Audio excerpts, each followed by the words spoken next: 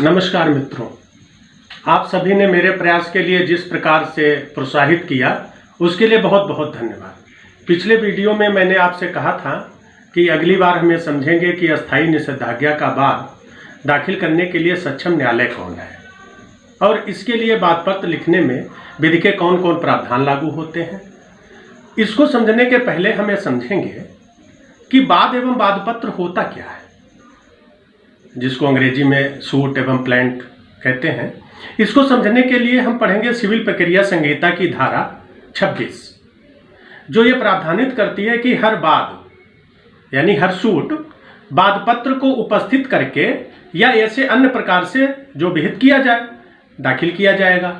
और इसी की प्रक्रिया प्रावधानित है संहिता के आदेश 4 में, जिसका खंड 1 प्रावधानित करता है कि हर वाद यानी हर सूट न्यायालय को या उसके द्वारा इसके लिए नियुक्त किसी अधिकारी को 2 प्रतियों में वाद पत्र को उपस्थित करके संचित किया जाएगा।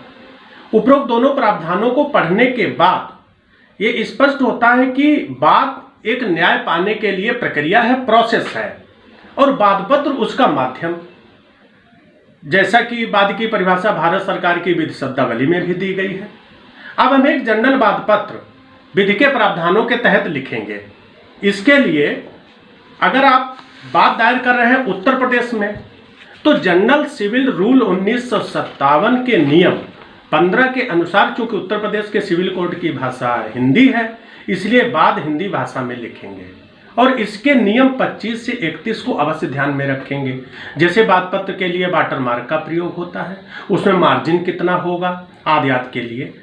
अब हम समझेंगे कि सिविल प्रक्रिया संहिता के आदेश 7 का खंड 1 जो ये प्रावधानित करता है कि हर वाद पत्र में किस प्रकार की विशिष्टियां होगी, यानी उसमें क्या लिखा जाएगा। इसके खंड का के अनुसार सबसे पहले विषय वस्तु, आर्थिक क्षेत्राधिकार एवं स्थानीय क्षेत्राधिकार के आधार पर न्यायालय का नाम लिखेंगे। जैसे न्यायालय श्रीमान जी सिविल जज, जूनियर डिवीजन सीनियर जज, न्यायालय श्रीमान जिला जज महोदय। खंड खा के अनुसार वादी का वर्णन करेंगे, जो दावा कर रहा है, जो क्लेम कर रहा है, उसका पता लिखेंगे।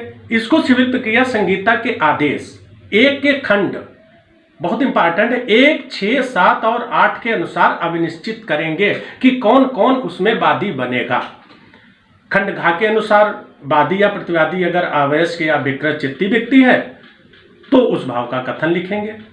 खंड णा के अनुसार वे तथ्य जिनसे वाद हेतु गठित होता है, ये वाद दायर करने के लिए सबसे इंपॉर्टेंट तत्व है, और वो कब पैदा हुआ ये भी लिखेंगे।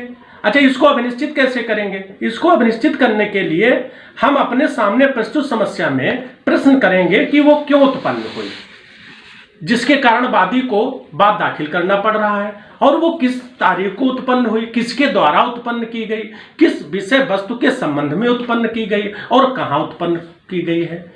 इसके उत्तर जो हमें मिलेंगे वो हमारा वाद हेतु को गठन करेंगे, यानी वो वाद का कारण होंगे।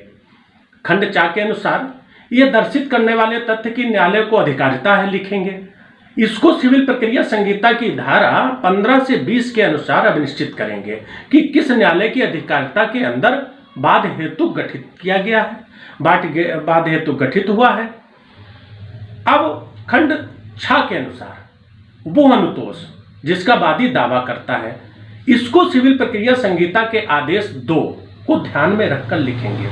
खंड जा के अनुसार जहां वादी ने कोई मुजरा अनुज्ञात किया है या अपने दावे का कोई भाग त्याग दिया है, वहां ऐसी अनुज्ञात की गई या त्यागी गई रकम का कथन स्पष्ट रूप से लिखेंगे, अगर यदि कोई है।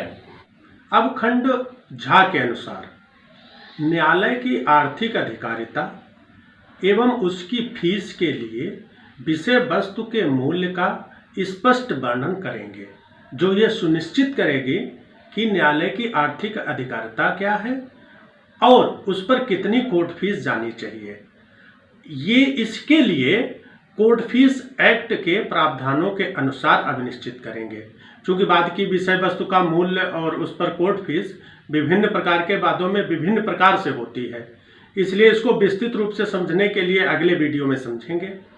अब हम ये समझ सकते हैं कि सिविल प्रक्रिया संहिता के आदेश 7 के खंड 1 के अनुसार वादपत्र को लिखने के लिए सिविल प्रक्रिया संहिता के आदेश 1, 2, 4, 6 और 7 के प्रावधानों को अवश्य ध्यान में रखें और वादपत्र के फॉर्मेट सिविल प्रक्रिया संहिता के आदेश 6 के खंड 3 के अनुसार परिशिष्ट का के रूप में सिविल प्रक्रिया संहिता में लगे हुए हैं, इसके अनुसार ही लिखे जाएंगे। मित्रों, आज के लिए इतना ही। विधिक सलाह लेने के लिए आप हमारे चैनल की मेल आईडी पर समस्या लिखकर भेज सकते हैं, जो डिस्क्रिप्शन बॉक्स में मौजूद है। समयानुसार हम A-B के फॉर्म में वीडियो के माध्यम से समझेंगे और समयानुसार मित्रों के इच्छित विषयों को भी समझने का प्रयास करेंगे। अगर हम इसी तरीके से आपके लिए काम करते रहें तो हमारे चैनल को लाइक और सब्सक्राइब जरूर करें। वीडियो देखने के लिए जो कीमती समय आपने दिया है उसके लिए बहुत बहुत धन्यवाद।